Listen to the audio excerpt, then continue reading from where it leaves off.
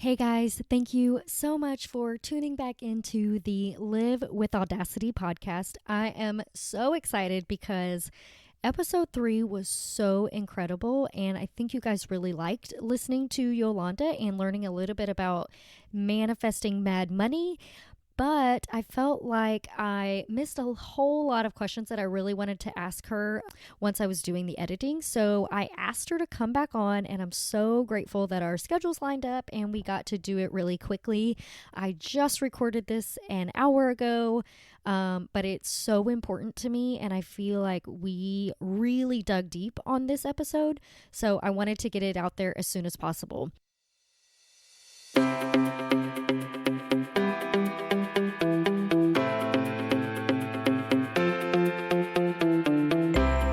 You're listening to the Live with Audacity podcast. I'm your host, Melissa Stewart. Audacity is defined by Merriam-Webster as intrepid boldness or disregard for normal constraints. And that's exactly what we have here.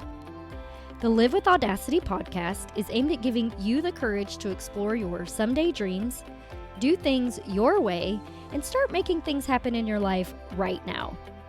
I'm a mama of 4 kiddos ranging from college student to kindergartner, wife to a high school football and track coach, and a multi-passionate entrepreneur.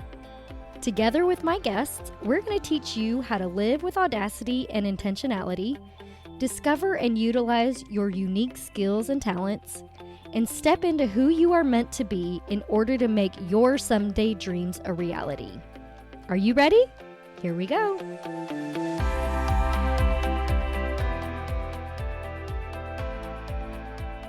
Hey everyone, thank you so much for coming back on the show and checking it out.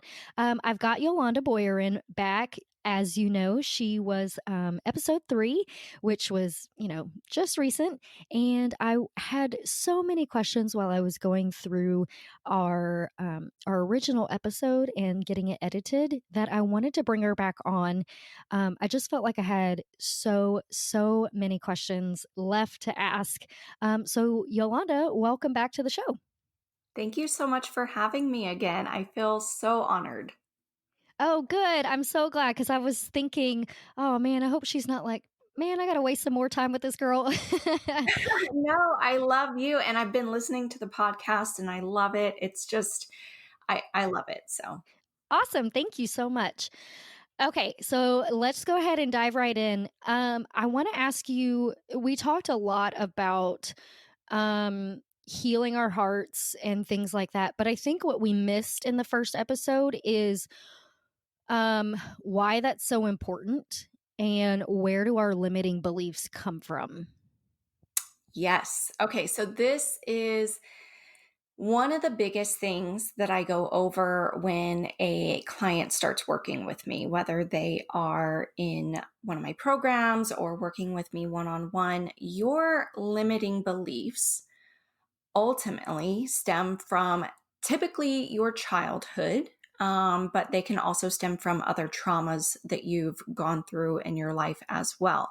So, what we tend to do is we make things about us. If somebody acted a certain way or said a certain thing, or maybe didn't respond to our text, for example, we make it mean that they didn't want to talk to us anymore or something similar to that, and then we take this on and we put it on ourselves as we're not good enough or we're not worthy, and then it just kind of snowball effects throughout life. And so when you're dealing with your childhood, we form our brains are like a sponge from ages 0 to 7. So we form our opinions and our programming through those years. And so, for instance, if we had a father that worked a lot during the day, or maybe our mother worked a lot, whatever the case may be, we often make that mean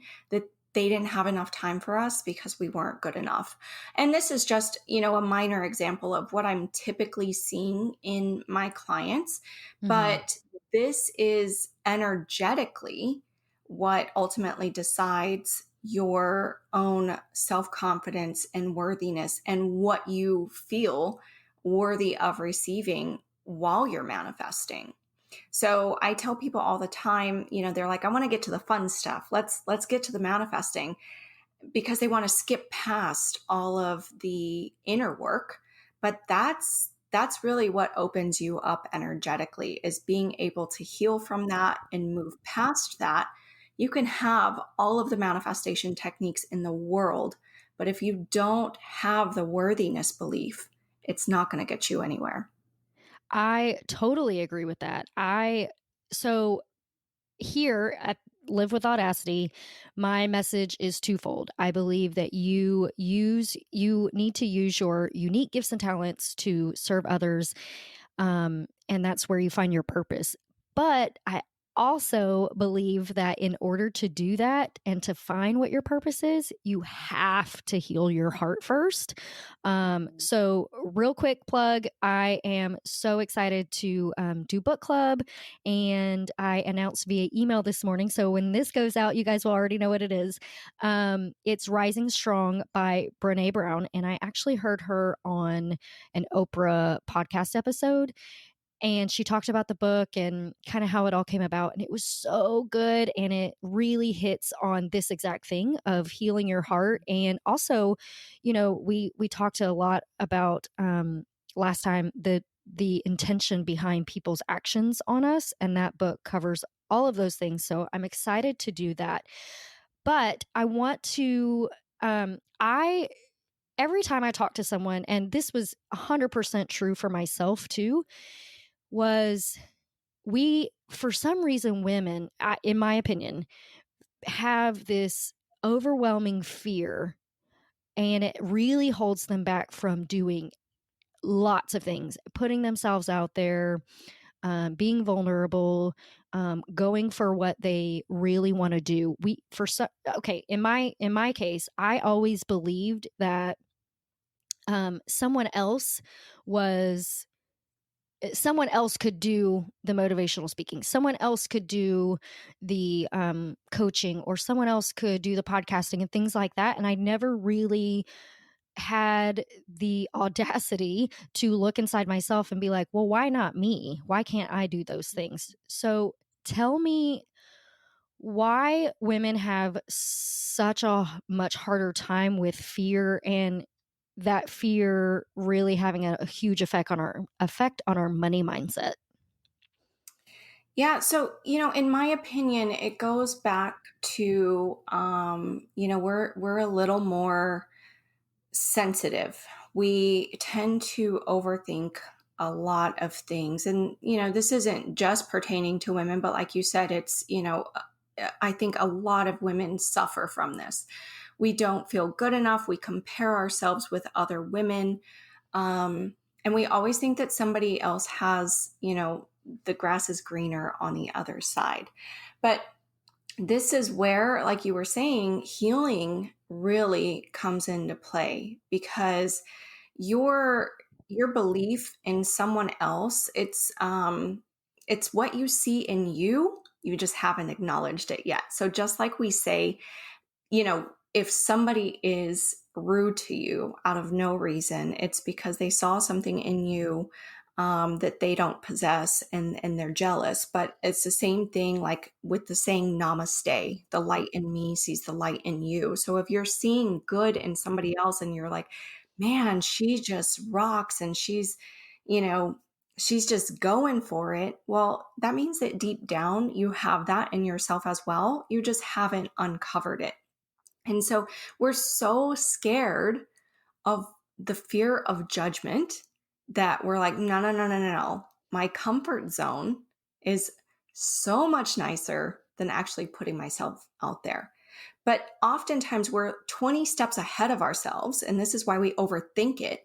We're 20 steps ahead of ourselves and thinking of all the things that we have to do to get to our goal. But that's not what's right in front of you. What's right in front of you is that first step.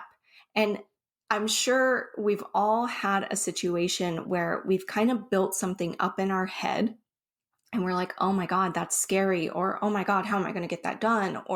And then it's like you do it, and then you're looking back and you're like, why did I procrastinate on that? That was so much easier than I thought it was going to be. It's not that Totally. difficult.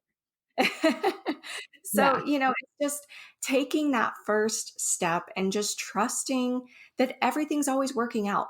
Whether you receive a lesson from it or whether you receive a boost from it, things are always working out the way that they're meant to, and you're always learning. And I'm trying to tell all my clients, like, take the worst case scenario of anything. What is the worst case scenario? The worst case scenario is often way, way less than what we build it up to be. So, just just take the first step. That's all I have to say. I totally agree with that. Also, I actually have boxed here on my notebook to talk about that action creates confidence, Mhm. and that has been hugely true for me. Is the more podcasts I record, the more I learn, the more I research, the more I teach myself, the more confident I become in my ability to be a podcaster. And so I think 100% action creates confidence. So even if it's just one tiny little step, um, just take that one step because it's going to help propel you to the next step and you're going to build on that. Also, we keep talking about fear and I had a note on this and now I can't remember what it was. Dang it. Okay, but that's all right. So I'll just I'll regroup and move to the next question. Um why do we as women, even when we have the tools and even when we know what to do, why do we have such a hard time overcoming our mindset and our unworthiness? I know we just Again, kind of talked a little bit about it, but I feel like there are sorry, I didn't mean to cut you off. There are so many tools and we can do all the research and all the stuff, but I feel like again, from my perspective and in my experience, I still felt like there was something I was missing that was holding me back from feeling worthy enough to do the things that I want to do. yeah, and that goes back to, what I was saying. If you're not taking the proper steps to heal from whatever story you've built up in your head, then you're not going to get very far.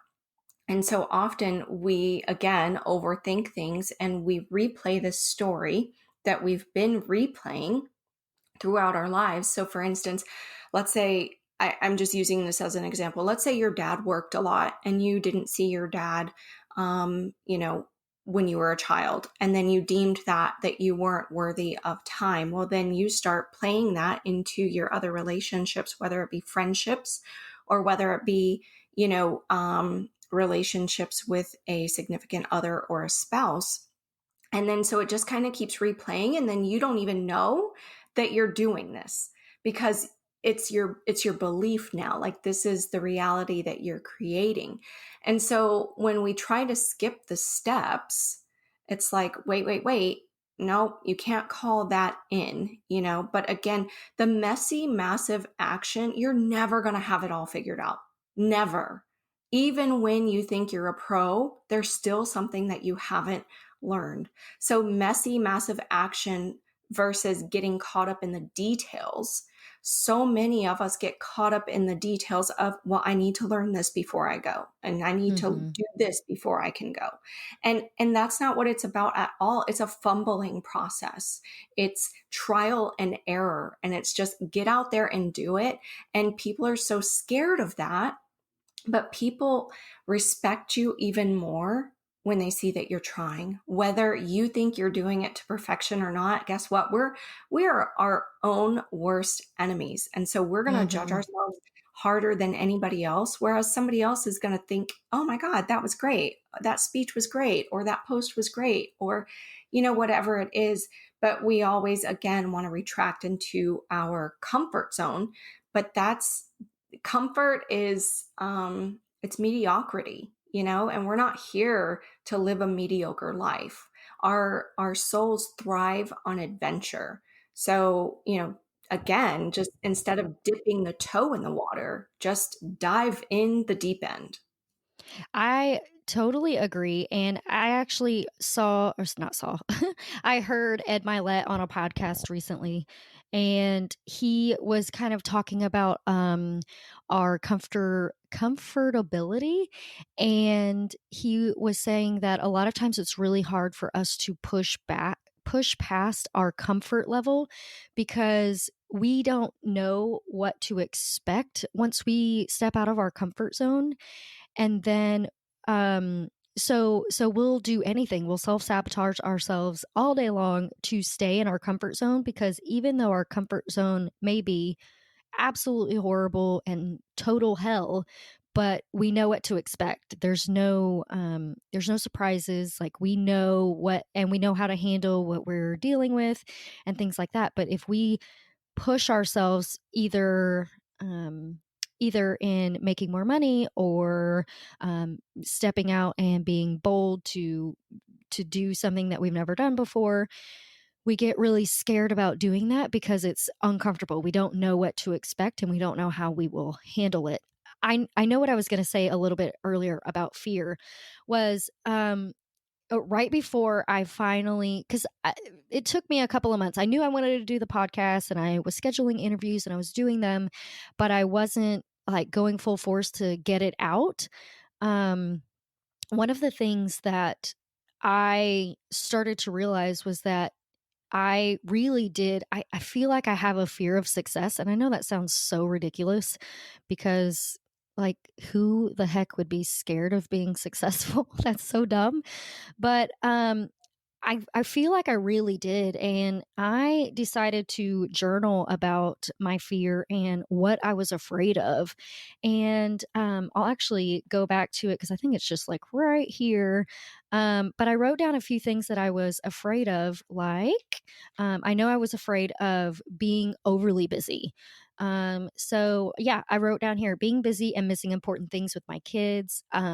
But if I get to a place where I am um really busy with, growing my business, that, hopefully I'll have the money to have someone help me with the things that I don't want to do, like clean my house or do my grocery shopping and things like that, so I can make more time for things like going to my kids' important functions at school, or spending time with them at their games on Saturdays and things like that. So I feel like the whole point of that was that I feel like if you can really dig into what you're afraid of and why you're afraid of them, or the reasons that you're afraid, I think it's really helpful to help you see it in a different way. And like you said, write down all the worst case scenario things that can happen.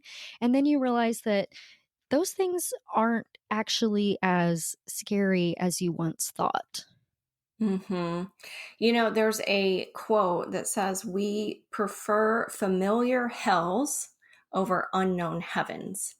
And so, like Ed Milet was saying, is that we stay in our comfort zone, even if we're self sabotaging, even if we are miserable, we're going to convince ourselves we're okay because we're worried about what's on the other side. And our ego, its job is to keep us safe.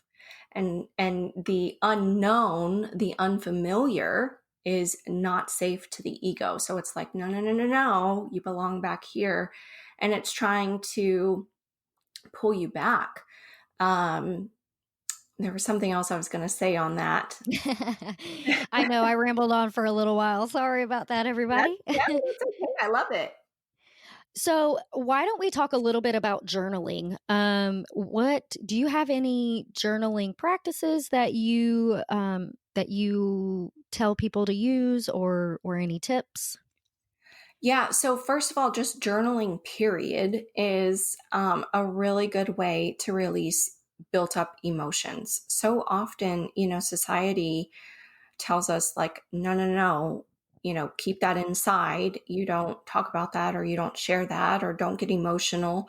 And that's not good for your body. That's manifesting in other ways. It's manifesting in pains and illness and in other ways. So just journaling period really helps those emotions flow out. But I also do scripting, which is a manifestation technique of writing about your dream life, but as though it's already here. And so, what I do when I started scripting years ago, I actually had a hard time incorporating this. I was like, well, how do I write about this as though I'm already here and I'm already experiencing it? And so I would start out, like woke up this morning very grateful, blah, blah, blah, blah, blah. And then I would segue into, I'm so grateful for, all of the business opportunities that are opening up, et cetera, whatever it is that you want to write about. But you express gratitude for it. And it's been proven that writing in cursive activates the left and the right hemisphere of the brain. So I like to do it in cursive. And the longer you write, the more you will realize that, time is a man-made thing. So the longer you write, the more that you will get into what is called a relaxed hypnotic state. So essentially you are just going and going and going. I like to do this to like soft music. And when you're done writing, you'll look up and, like maybe 20 minutes have passed or 30 minutes have passed. And then if you go back and read it, you'll be, absolutely blown away by what came out as you were just free writing, just letting it all come out and flow. It's like you get into this rhythm and then stuff from your subconscious mind just starts going out onto the paper and you're just mind blown. Yeah, that's really cool. I like I said, I've done a little bit of journaling. I need and want to get into it more because you're right. I feel like when I write down those things that have just been swirling around in my head, then they're out and I don't have to carry them around and think about them anymore because I've written them down. It's kind of like a to-do list, right? When you're thinking about all the things you need to do, if you just write it down, then it's like, okay, now I can give my brain a break from thinking about those things so I don't forget them because now it's on my list. Right, exactly. Hey y'all, I just wanted to jump in here real quick and let you know that Yolanda has graciously given our listeners a code to get 25% off her Manifesting Power Hour. You can get all the details at mmstewartco.com/livewithaudacity. But the code is Audacity in all caps, and I really hope you guys use this. You've heard me talk so much about her power hour. It was incredible, and you will not regret it, I promise. I'm so happy that you brought up journaling I brought up journaling, but you were talking about writing about how you want your life to be, Mhm. because the visualization is my absolute favorite thing that we did during our session. It is so cool, and it just really raises your positivity and your vibration. Tell us a little bit about visualization and why it's so important to our process. Yeah, so okay, visualization, when you say that you had such an increase in your vibe, it's because when you start thinking of all of the things that you want to call in, you have a sense of gratitude and it just puts you at peace. It's like you put yourself in that scenario and you're just at peace, knowing that it's coming, knowing, like you're not stressed about it. And therefore, you're not creating resistance. So, visualization is truly the biggest tool in manifestation, in my opinion. And the reason is because your thoughts, again, are creating your reality because your thoughts are your energy. So, whatever you're putting out there into the world with your thoughts, with your words, all of that is exactly how your reality is coming to you. And so taking the time to put yourself in the future of where you want to be and smelling the smells, hearing the sounds, feeling the feelings, and also, is it warm outside? Is it cold outside? Just putting all of that together truly is the most powerful thing that you can do. And the more that you do this, the more that you are basically telling your brain and your subconscious mind what is important to you. And then what it does is it seeks out the path of least resistance to get you there. So it's so often when I start working with people to manifest their business or their reality or more money, whatever it is that they want, they, get excited because they're like, oh, well, I'm going to do this and I'm going to do that. And we're visualizing it. And you'd be surprised how many people can't visualize by themselves without somebody telling them, like, okay, now think about what you're going to do now and think about this and think about that. But they get so excited about that. And then, a week later, 2 weeks later, they're messaging me like, oh my God, no, I don't know what's going on. Like everything seems to be falling apart. Everything is going wrong. And it's not that things are going wrong. It's that your reality is having to shift. Things are having to fall away to make room for what it is that you were calling in during your visualization, if that makes any Oh, sense. yeah, that is so, so good. It's so funny kind of being in this personal growth industry that, we talk a lot about being positive and all of those things, which I think is so helpful. But you're right. Like you really got to understand that even the bad stuff that's happening, even the mess ups and the trip ups and or even just the bad days, they're all happening like you said for a reason so that you can make way for the place that you want to be at in the future. um that is so special to me because about let's see, probably a year and a half ago, my husband and I sold my dream home. I had wanted this dream house, since I was a little girl. I wanted it to be 2 stories and I wanted a bedroom for every kid and I wanted a pool, and it was truly my dream house. But we were in a situation where we needed to get that off of our plate so that we could be better parents and take better care of our family. And it was really emotional, and I had such a hard time with that. And I Mhm. and my husband, thank God he was a steady hand. He was so great. But, I would call him and I would just be bawling like I'm crying right now, like, "I don't wanna do this. This is my dream house. I always wanted this."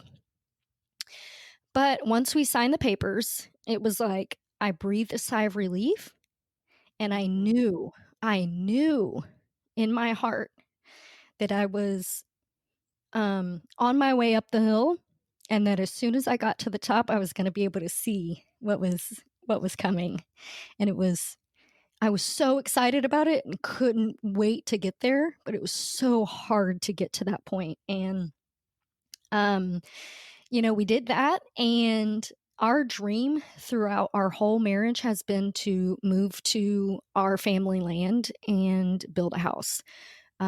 We haven't built the house yet, but we are here on the family land and we are so happy to be here. We get to live next door to my husband's parents, and my kids get to spend as much time with them as they want. And they're wonderful, beautiful people. And I'm just so excited and so happy that we got to be at this point. And being here at this point is allowing me to fulfill my purpose, and launch the podcast and really start to build a business around um, positivity and personal growth and things like that. So while I couldn't see this from that perspective when we were selling my dream house, I knew that there was a bigger plan to come. And I knew just as soon as I got to the top of that hill, I'd be able to see it. But it was, man, it was so hard. It was so hard to have patience to get to that point, truly. So Yeah. And I'm sorry, I didn't mean to no, cut no, you no, go off. ahead. I was going to say, two things about that is that um, you know, you were emotionally attached to the house. So of course that makes it difficult to leave. You had family memories there and things like that. But also The second part to that is that you probably made that mean something about yourself. You probably made that mean like this is a failure, and I don't know, but that's typically again what we do is we assign these meanings about ourselves for certain circumstances and situations. And yes, hindsight is 2020. I have no doubt in my mind, I know you and spoken to you several times. I have no doubt in my mind that you're going to get all of your dreams and your wishes. But that was a redirection. It was a reroute. It was a detour to get you where you said that you wanted to go, because you just told me without that, you wouldn't be where you are now. And you're fulfilling your purpose now. So it's always redirection. It's not that something's not meant for us. It's that there's greater meant for us and we don't even know the half of it. But when it's delivered, we look back and we're like, oh my God, Yeah. if such and such didn't happen, I wouldn't have gotten this opportunity. Yep, totally, totally. Yeah, and that has happened to me so many times over the last several years. And I just look back and like, man, that's so cool how that worked out. Even though during that that time it was so scary and you don't really know what's happening. Um, Hmm. and you are totally right about yeah, I totally did feel like a failure when we decided that we were going to sell our house. I absolutely did. So yeah, you hit the nail on the head with that one. Okay, I want to talk a little bit about meditation because a lot of times I feel like meditation kind of gets a bad rap from the Christian community, perhaps, that if you silence your mind, that you really leave it open to a lot of negativity and thoughts like that to come in. Tell me a little bit, if you don't mind, about meditation and why it's so important to, because in my experience, when I meditate or I'm quiet, even just like quiet and no other sounds around, I really feel like I can hear a voice. For me, it's God's voice. For somebody else, it might be the universe or whatever, um, telling me and giving me messages that I really, really need to hear that I wouldn't hear otherwise with all the noise and, society in my head. Um, do you mind talking to us a little bit about meditation and why that can be important in our manifestation journey? Yes, definitely. Okay. I'm so glad that you asked this because I've actually heard people say that before is when you quiet your mind, you're opening up to negativity and anything to go in there. And the reality is you're not necessarily quieting your mind. What you're doing is you're releasing all of the chatter that's out there, especially we live in a world that's run by social media now. So there's so many opinions, there's so many details, there's so many everything just being thrown at us on a daily basis. And we're trying to consume this all, but your conscious mind cannot process all of that. Your subconscious mind is processing 2 billion bits per second, but consciously we can't process all of that. So we've just got way too much going on. So what we do is when you meditate, you're, like you said, you're opening yourself up to receiving guidance, and you're really opening yourself up to a higher power. Again, whether you believe in God, whether you believe in the universe, whatever it is that you believe in, you know you're opening it up to the higher power and your subconscious mind as well. And so when I meditate, I actually see, they call them, there's different clairs is what they call them. And I actually see images, pictures, and then I kind of have to put them together as a puzzle. But that's how I receive. Interesting. Yeah. Yeah. It's That's so so weird. cool. Like the other day I was meditating and I saw an acorn, and it's not like, I don't live near any acorn trees. I don't like, it's not like acorns are on my mind.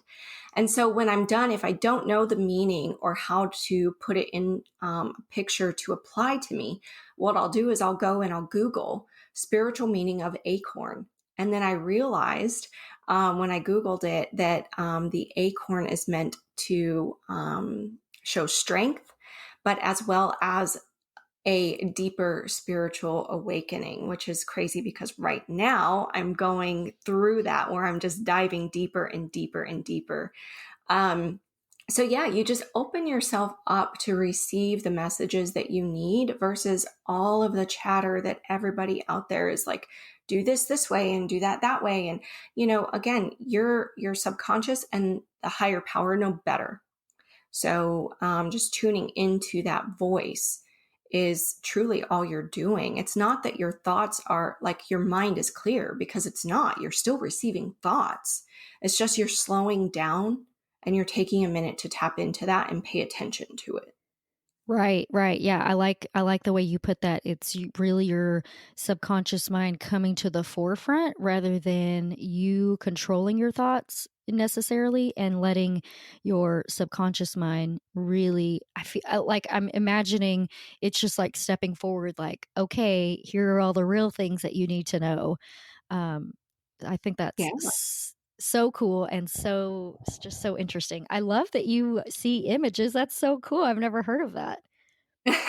Yeah, sometimes it's like I have to put them together. Like one time I got, an image of an eagle, but then there was something else attached to it, and then I made it like in my head, it just automatically formed without me trying. It was like soar like an eagle and do something else. I don't remember what else, but yeah, that's how I get them.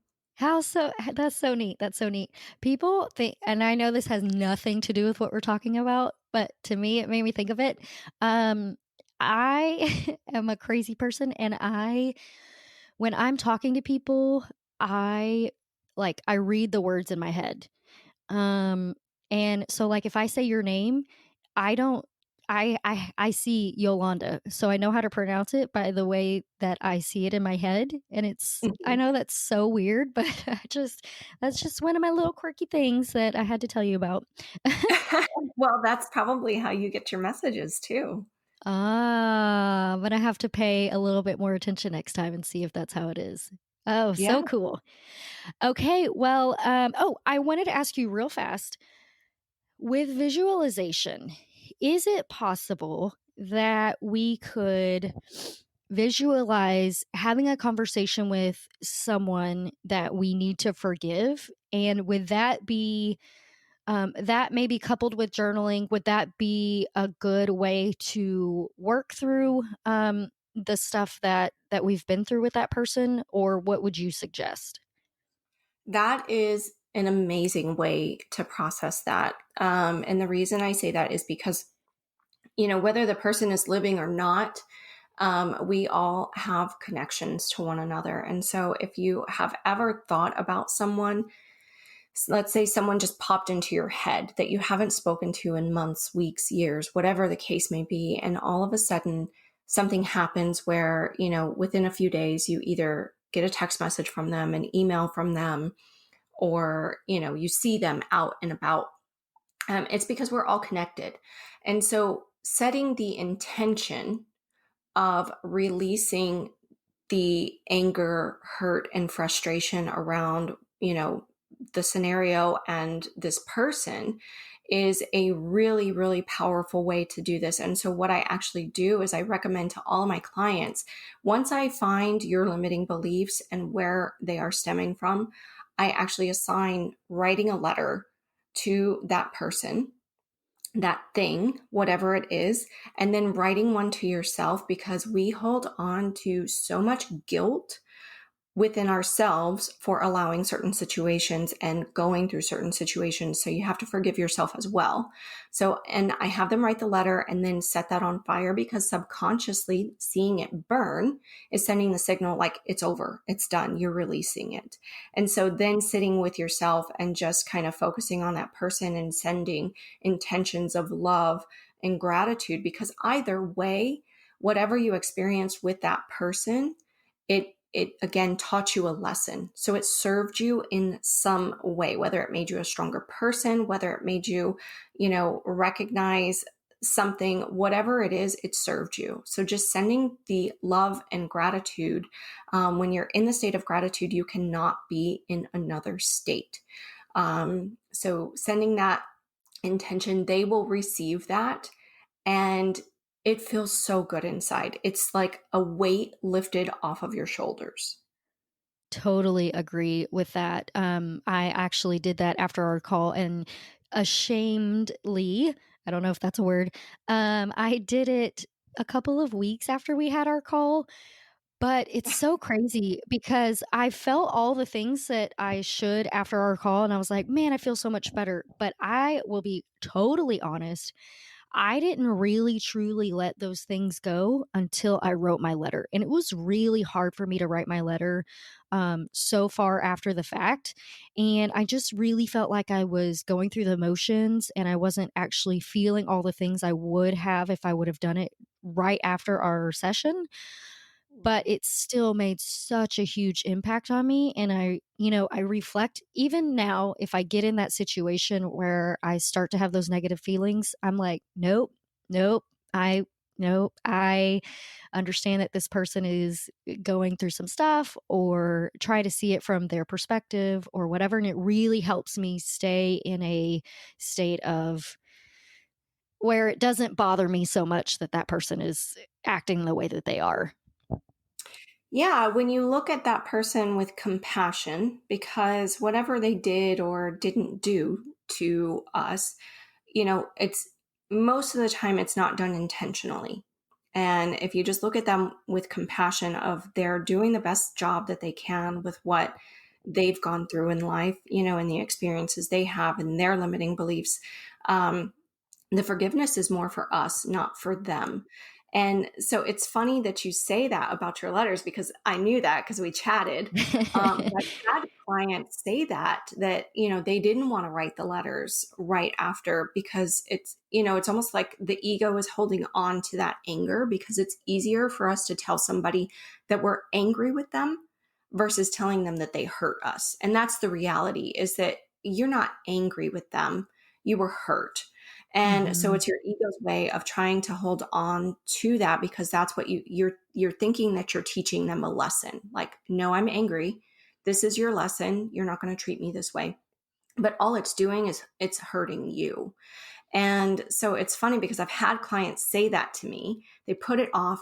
And then the second that they write the letters, not only are they feeling well, but then all of a sudden everything just starts falling into place of what they desired because they're Yeah, energetically letting go of that resistance. man, and I like I said, I really felt like I was just going through the motions when I wrote the letter, and there wasn't that heightened sense of emotion when I was writing it like I had in the session. But it was huge. It was huge for me to be able to say, "Hey, I forgive you. I know you've been through a lot of stuff too, and I forgive you for these things. And even now, if they come up or the same pattern emerges or something like that, then it's like, I've already forgiven this. I'm not letting myself get all bent out of shape about this because it's not about me." So that was super, super powerful. Yeah. And, I like to tell people like, you can't, what's done is done. You can't change that. So, you stressing about that time in your life is not serving you to move forward. There's literally nothing you can do to turn back time and change the scenario or change the situation. So, free yourself, open the cage that you've got yourself locked in and fly, like let it go. Yes. So, real quick, I kind of want to wrap this up because I know we've been on here for a while and you've probably got other things to do.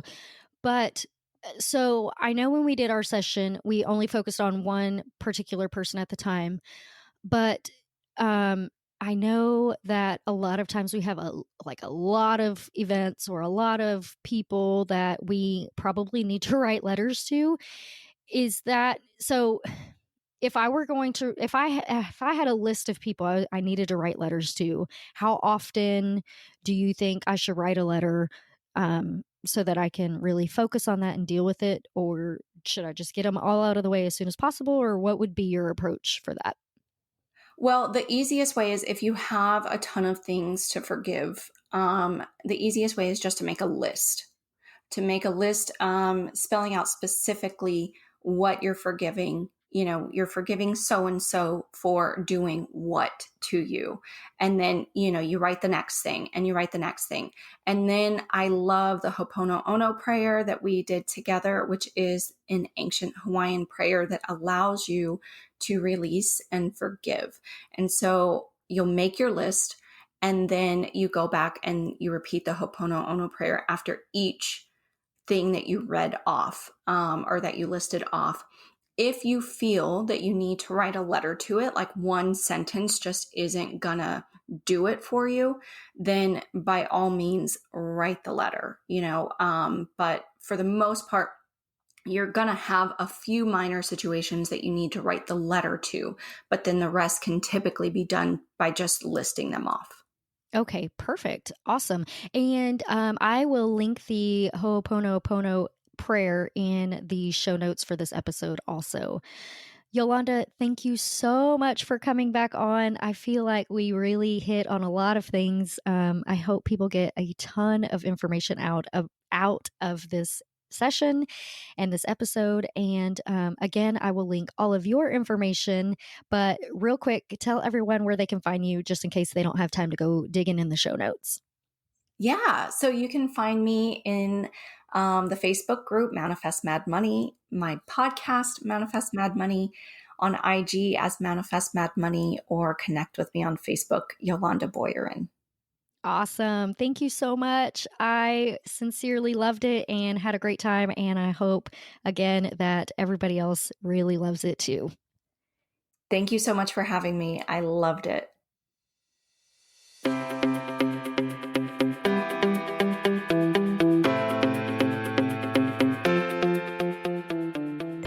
Did you love this episode of the Live with Audacity podcast as much as I did?